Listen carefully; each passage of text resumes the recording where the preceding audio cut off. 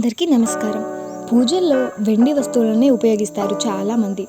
సమస్యల్లా వాటిని శుభ్రం చేయడంతోనే పెద్దగా శ్రమ లేకోకుండా నిమిషాల్లో వాటిని మెరిపించేందుకు ఈ చిట్కాలను ప్రయత్నించండి.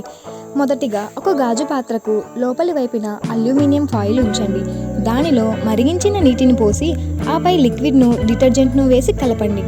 వెండి వస్తువులను దానిలో వేసి ఓ నిమిషం పాటు వదిలేసేయండి.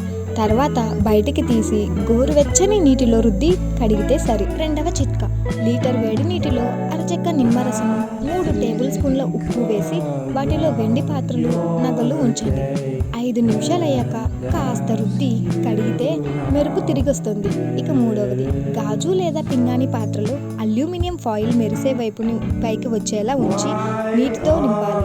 లీటర్ నీటికి 5 స్పూన్ల చొప్పున బేకింగ్ సోడా వేసి మరిగించాలి. దానిలో వెండి వస్తువు వేసి అర నిమిషం ఉంచి తీయాలి.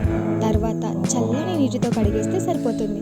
మరీ మొండిగా పట్టేస్తుంటే రెండోసారి తిరిగి చేయాలి. ఇతర మెటల్ పాత్రలను ఇందుకు వాడకూడదు. రాళ్ళు లేని వాటినే ఈ పద్ధతిలో శుభ్రం చేయాలి. Thank you for watching.